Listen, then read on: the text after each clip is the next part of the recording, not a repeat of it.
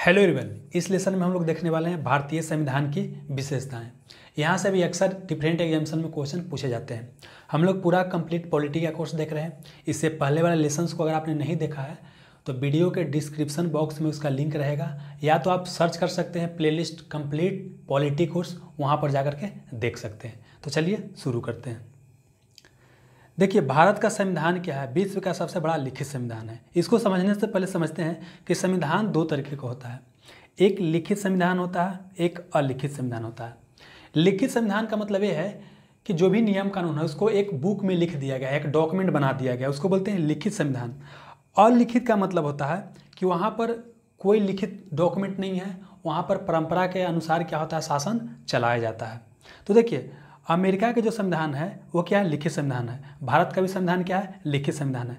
लेकिन ब्रिटेन का संविधान क्या होता है, अलिखित संविधान होता है। तो कई बार तो यही क्वेश्चन आपसे पूछा जा सकता है कि निम्नलिखित में से किस देश का संविधान अलिखित है। उसमें एक ऑप्शन रहेगा ब्रिटेन, तो आंसर आपका वही हो जाएगा। अब आगे बढ़ते हैं।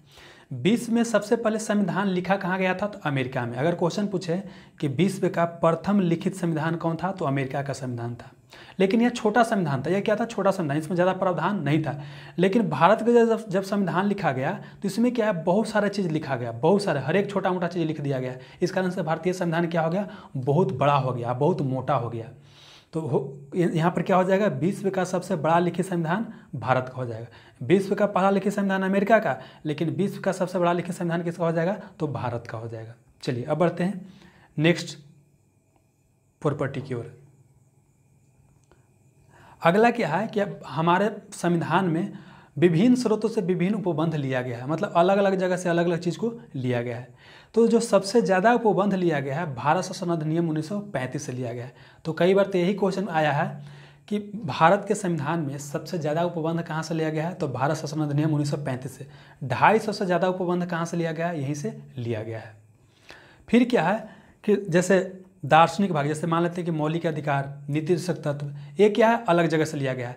तो मौलिक अधिकार कहाँ से लिया गया, ये भी क्वेश्चन आता है। तो मौलिक अधिकार लिया गया है, फंडामेंटल राइट, अमेरिका से लिया गया है, संयुक्त राज्य अमेरिका के संविधान से लिया गया है। और राज्य के नीति निर्देशक तत्व कहाँ से लिया गया है, तो आयरलैंड के संविधान से लिया गया है। और ब्रिटेन से क्या लिया गया है, तो कार्यपालिका और विधायिका के बीच कैसा संबंध रहेगा, यह कहाँ से लिया गया है, ब्रिटेन से लिया गया है। इसके अलावा जो है अलग अलग जगह से अलग अलग चीज़ लिया गया है। कनाडा से, ऑस्ट्रेलिया से, जर्मनी से, सोवियत संघ से, फ्रांस से, दक्षिण अफ्रीका से, जापान इत्यादि के संविधान से भी अलग अलग चीज़ लिया गया है। जिस लेसन में बताया जाएगा भारतीय संविधान के विदेशी स्रोत, उसमें हर एक चीज़ को आपको डिटेल से बताया जाएगा। चलिए आगे बढ़ते हैं। भारतीय संविधान क्या है, लचीलापन और कठोरता के बीच क्या है, समन्वयन है। मतलब ना भारतीय संविधान अधिक लचीला है और नहीं ज़्यादा क्या है, कठोर है। इसका मतलब क्या हुआ, देखिए ब्रिटेन के संविधान का मानता है कि लचीला संविधान है। लचीला संविधान ऐसा संविधान होता है जिसमें संशोधन करना बड़ा इजी होता है, बहुत ही आसानी से उसमें संशोधन किया जा सकता है। तो ब्रिटेन के संविधान में आसानी से संशोधन किया जा सकता है। इस कारण से ब्रिटेन का संविधान क्या है, बहुत ही लचीला संविधान है। वहीं अमेरिका के संविधान की बात करते हैं तो यह कठोर संविधान इसे कहा जाता है, क्योंकि यहाँ पर संशोधन करना बड़ा ही मुश्किल होता है। वहीं भारत की बात करते हैं तो भारत में क्या है, कुछ उपबंधों को बहुत ही आसानी से संशोधन किया जा सकता है साधारण बहुमत से, जबकि कुछ जो उपबंध होता है उसको आसानी से संशोधन नहीं किया जा सकता, उसके लिए विशेष बहुमत की आवश्यकता पड़ता है। साथ ही कुछ ऐसे भी उपबंध है जिसको अगर संशोधन करना है तो आधे से अधिक राज्यों की अनुमति भी चाहिए होता है। समझ में आ रहा है। इस कारण से क्या है कि भारतीय संविधान जो है लचीलापन एवं कठोरता के बीच क्या है, समन्वयन है। अगला बढ़ते हैं। भारतीय संविधान में क्या है, देखिए भारतीय संविधान क्या है, संघीय व्यवस्था को अपनाया है, लेकिन क्या है, एकात्मकता की ओर झुकाव है। मतलब भारतीय संविधान कैसा है, संघीय है, लेकिन फिर भी क्या है, एकात्मकता की ओर क्या है, झुकाव है। तो कई बार तो यही क्वेश्चन पूछा जाता है कि निम्नलिखित में से कौन संघात्मक विशेषता है, कौन सा एकात्मक विशेषता है। तो दोनों को आपको याद करना पड़ेगा, दोनों को इसको याद करना पड़ेगा। देखिए संघीय विशेषता क्या है, भारत में दो सरकार है, एक क्या है केंद्र में होता है, एक क्या होता है राज्य में होता है। तो शक्तियों का यहाँ पर क्या होता है, विभाजन हो जाता है। तो यहाँ पर क्या देखते हैं, संघीय विशेषता में दो सरकार है और दोनों के बीच क्या है, शक्ति बांटा गया है। केंद्र की तरफ से राज्यों को कुछ शक्ति दिया गया है, तो शक्तियों का विभाजन किया गया है। फिर क्या है कि भारत का संविधान लिखित संविधान, ये क्या है, संघीय विशेषता। लिखित संविधान है, इसी में सब चीज़ वर्णन है, कैसे कैसे शासन प्रशासन चलाया जाएगा, तो ये क्या है, संघीय विशेषता है। हमारे यहाँ क्या है, संविधान ही सर्वोच्च है, संविधान के अनुसार ही जो भी शासन प्रशासन चलाया जाता है सब संविधान के अनुसार ही चलाया जाता है, किसी व्यक्ति के अनुसार नहीं चलाया जाता है। तो इस कारण से ये भी क्या है, संघीय विशेषता है। और हमारा संविधान क्या है, कुछ मामले में कठोर है, तो ये क्या है, संघीय विशेषता है। और हमारे यहाँ क्या है, न्यायपालिका स्वतंत्र है, न्यायपालिका के कार्यों में कोई हस्तक्षेप नहीं करता है, मतलब विधायिका उसमें हस्तक्षेप नहीं करता है। इस कारण से क्या हो गया, यह संघीय विशेषता है। साथ ही क्या है कि हमारे यहाँ द्विसदनीयता है, एक लोकसभा होता है, द्विसदनीय मतलब केंद्र में दो सदन होता है, एक होता है लोकसभा, एक होता है राज्यसभा। एक होता है लोकसभा, क्या होता है, राज्यसभा होता है। तो बोला जाता है कि राज्यसभा में होता है राज्यों का प्रतिनिधित्व होता है, समझ में आ रहा है। इस कारण से क्या होता है कि यह संघीय विशेषता हो गया। अब एकात्मक विशेषता की बात करते हैं, तो हमारे यहाँ देखने को मिलता है केंद्र बहुत ही शक्तिशाली है। केंद्र क्या है, बहुत ही शक्तिशाली है, भले ही संघीय व्यवस्था है लेकिन केंद्र ज़्यादा शक्तिशाली है ना। और साथ ही ये भी देखते हैं कि जब आपातकालीन स्थिति आता है उस समय में क्या होता है, केंद्र ज़्यादा शक्तिशाली हो जाता है। तो इस कारण से क्या है, सशक्त केंद्र रहने के कारण एकात्मक लक्षण प्रदर्शित करता है। फिर क्या है, हमारे यहाँ एकल संविधान है, एक ही संविधान के अनुसार शासन चलाया जाता है, राज्य का भी और केंद्र का भी। तो ये भी क्या है, एकात्मक लक्षण है। एकल नागरिकता दिया जाता है, हमारे यहाँ दो तरह की नागरिकता नहीं है, ऐसा नहीं कि राज्य के लिए अलग और केंद्र के लिए अलग, हमारे यहाँ एकल नागरिकता है। तो ये भी क्या है, एकात्मक लक्षण है। और साथ ही क्या है, एकीकृत न्यायपालिका है, मतलब सबसे ऊपर कौन है, सुप्रीम कोर्ट, उसके नीचे कौन है, हाई कोर्ट, उसके नीचे कौन होता है, तो राज्य के नीचे जो होता है अधीनस्थ न्यायालय होता है वो होता है। तो ये क्या है, एकीकृत न्यायपालिका भी क्या है, एकात्मक लक्षण हो गया। फिर क्या है कि भारतीय संविधान क्या है, लचीलापन है, आसानी से इसमें संशोधन किया जा सकता है। तो जो कठोर वाला हिस्सा है वो क्या है, संघीय विशेषता है, जबकि लचीला वाला विशेषता क्या है, तो एकात्मक विशेषता है।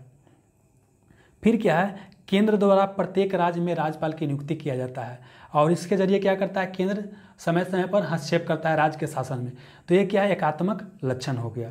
फिर क्या है, अखिल भारतीय सेवाओं का हमारे यहाँ प्रावधान किया गया, जैसे IAS हो गया, IFS हो गया, है ना, ये सब क्या है, IPS हो गया। एक या तीनों क्या होता है, अखिल भारतीय सेवाएं होता है। आप तीनों का फुल फॉर्म बता सकते हैं कमेंट सेक्टर में कि IAS और IFS और IPS का फुल फॉर्म क्या होता है। तो ये क्या है, अखिल भारतीय सेवाएं। इसके जरिए क्या होता है, एकात्मक लक्षण देखने को मिलता है। मतलब क्या होता है, केंद्र इसको नियुक्ति करता है और मान लेते हैं कि राज्य में क्या है, कोई IAS है, DM है, तो उसकी नियुक्ति कौन करता है, केंद्र करता है ना। तो इस कारण से क्या होता है, अखिल भारतीय सेवा होता है, लेकिन राज्य में जाकर के शासन प्रशासन देखता है। फिर क्या है, आपातकालीन प्रावधान किया गया हमारे संविधान में बहुत सारा, वो क्या है, एकात्मक लक्षण को दिखाता है। आपातकालीन स्थिति में क्या होता है कि केंद्र बहुत ज़्यादा शक्तिशाली हो जाता है, तो ये एकात्मक लक्षण हो गया। अब हमारे यहाँ क्या है, सरकार का संसदीय स्वरूप होता है।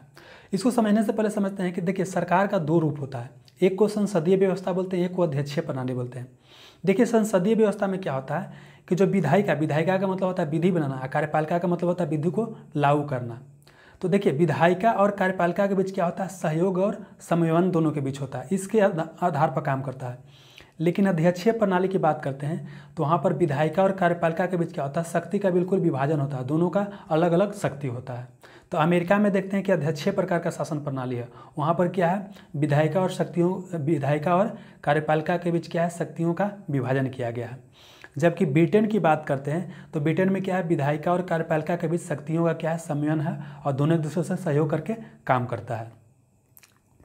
और देखिए ब्रिटेन का जो संविधान है वो क्या है, वेस्टमिंस्टर मॉडल कहलाता है। वेस्टमिंस्टर मॉडल का मतलब ये होता है कि ब्रिटेन का जहाँ पर संविधान है, मतलब जहाँ पर वहाँ पर संसद है वो क्या है, वेस्टमिंस्टर में है, इसी कारण से उसको बोलते हैं वेस्टमिंस्टर मॉडल। और इस प्रकार के संसदीय शासन प्रणाली को बोलते हैं प्रधानमंत्रीय सरकार।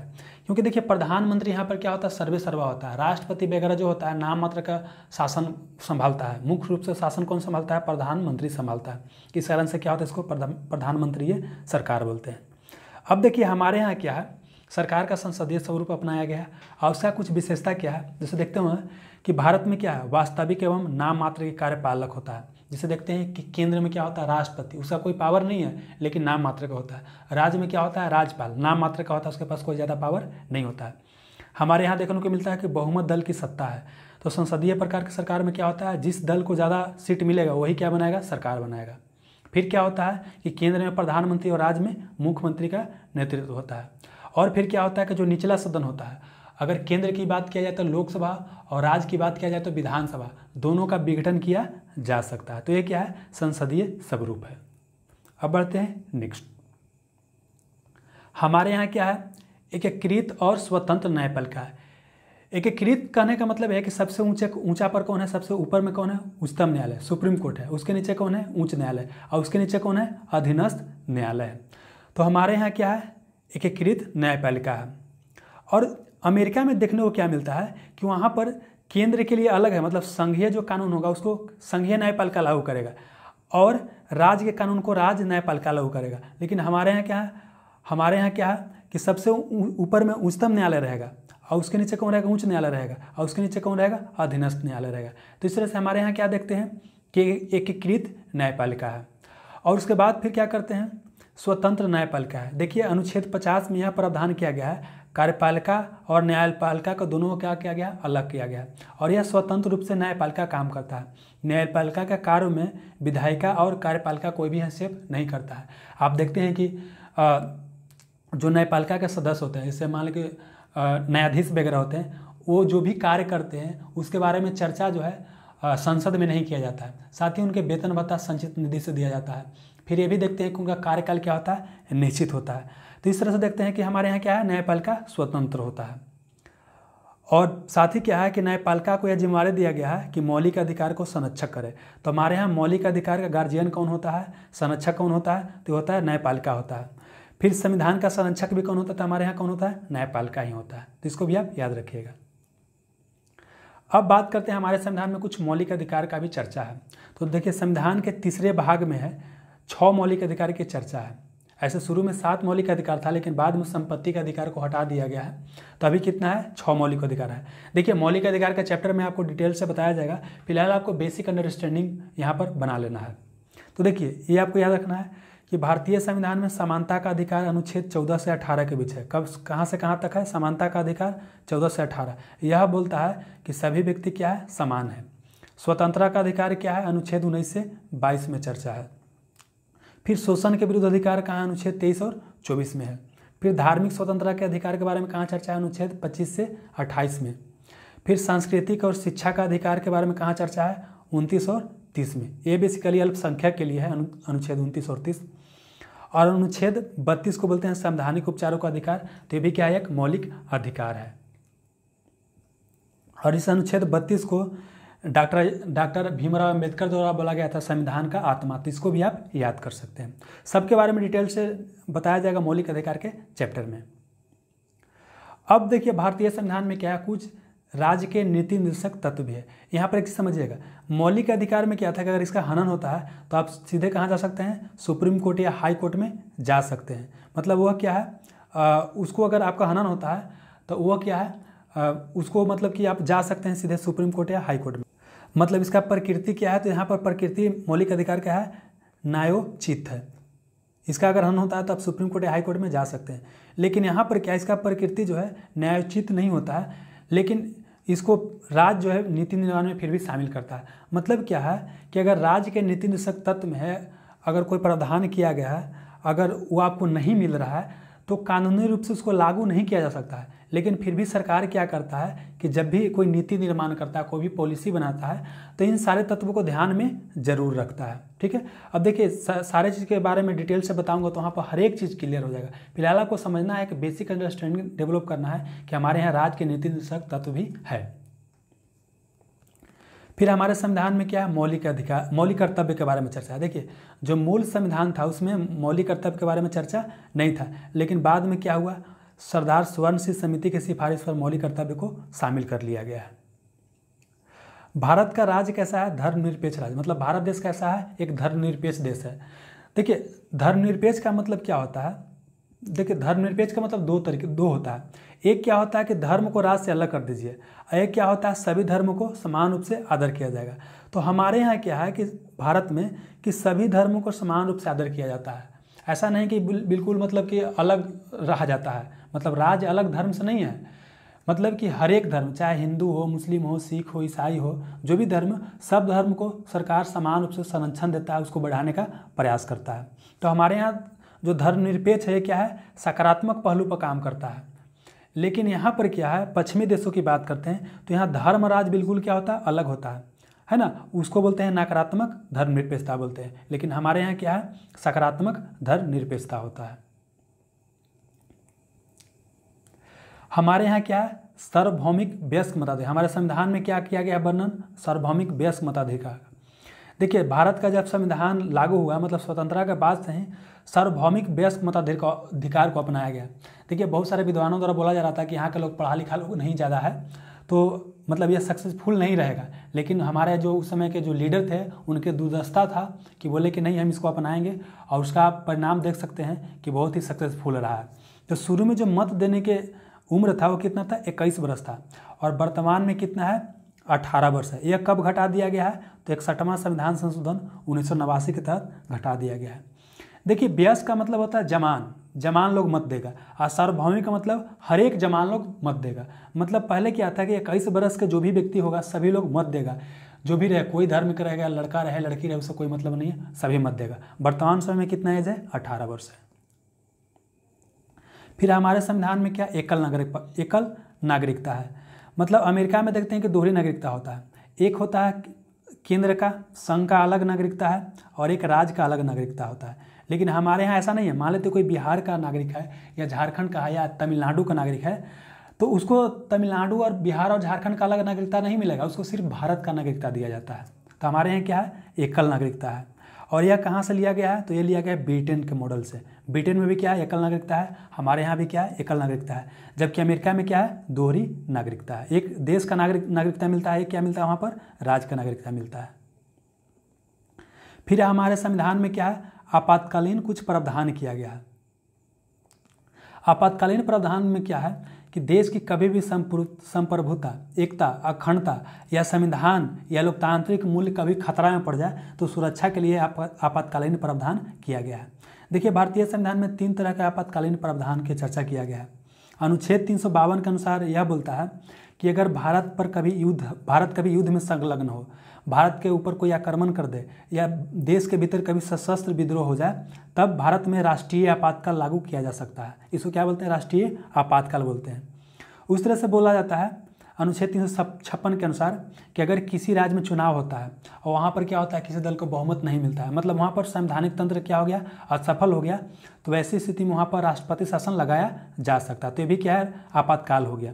फिर ये भी एक प्रावधान अनुच्छेद 365 के तहत है कि अगर कोई राज्य को केंद्र कोई दिशा निर्देश देता है और उसको अगर पालन नहीं करता है तो क्या किया जा सकता है, वहाँ पर आपातकाल लगाया जा सकता है। तो ये भी क्या है, राष्ट्रीय, यहाँ पर भी क्या हो गया, आपातकाल हो गया।